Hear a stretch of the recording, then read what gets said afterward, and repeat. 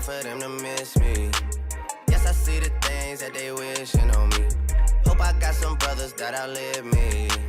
They gon' tell the story, shit was different with me. Is-sena 2018 fix-xena mużikali bla dubju ta' xejn kienet is-sena tal-kantant Kanadiż Drake.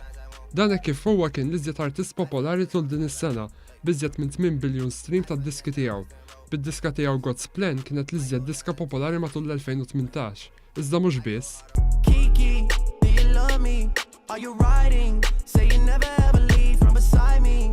'Cause I want you and I need you and I'm down for you. F'informazzjoni ppubblikata minn Spotify, l-ikbar pjattaforma mużikali fuq l-internet, joħroġ li diska oħra ta' Drake, In My Feelings, li ddominat l-istaġun tas-sajf, kienet il-ħames iżjed diska popolari tul is-sena.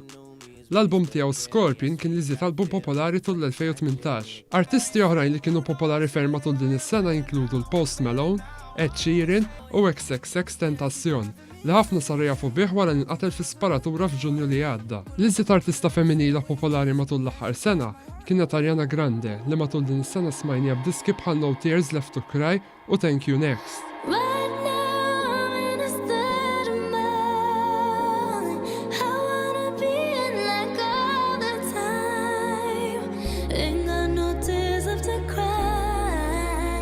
Id-diski tagħha nstemaw iżjed minn 3 biljun darba.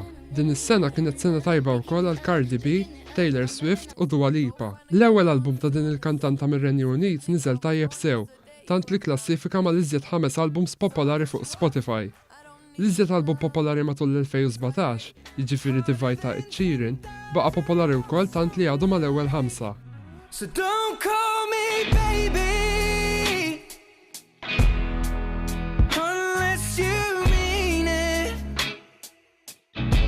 And don't tell me you need me if you don't believe it.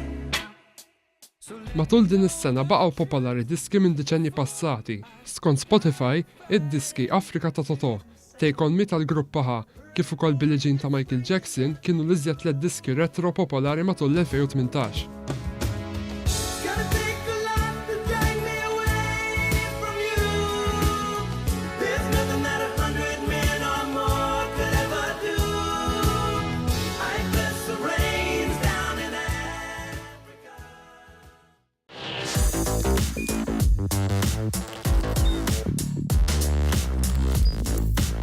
Idħol fuq one.com.mt u hemmhekk tista' tara l-programmi kollha li jxandru fuq One permezz ta' One Play.